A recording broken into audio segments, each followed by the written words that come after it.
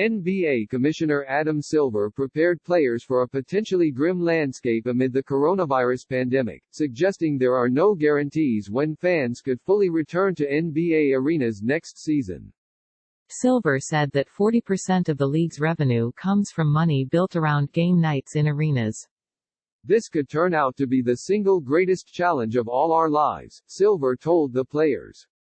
ESPN acquired an audio replay of the National Basketball Players Association call, which included Executive Director Michelle Roberts, NBPA President Chris Paul and several players asking questions of the commissioner in an hour-long session.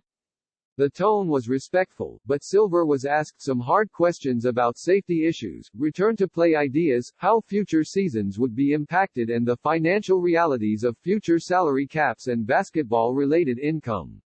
Silver said no decision on returning to play this season needed to be made in May, nor immediately into the start of June.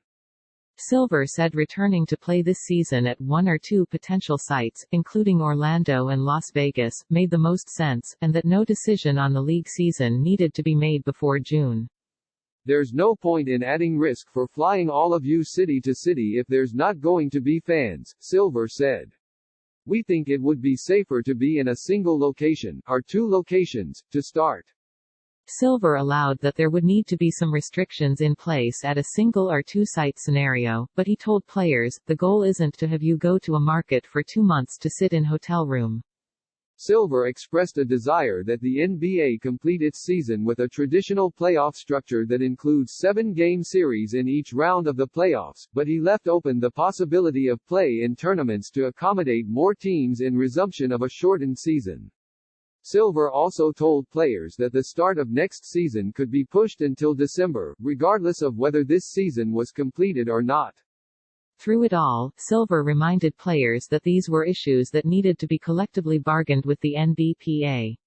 Among those issues, he said, included how future basketball-related income and salary caps would be impacted with massive decreases in revenue. He flatly told players about the current collective bargaining agreement, the CBA was not built for extended pandemics. As for a return to play this season, Silver indicated discussions around training camp length in the resumption of the season centered on a minimum of 3 weeks. Silver said the NBA's hope would be that players who test positive for the virus won't require shutting down a team or season, but only the removal of a player amid persistent testing of those who had come into contact with him.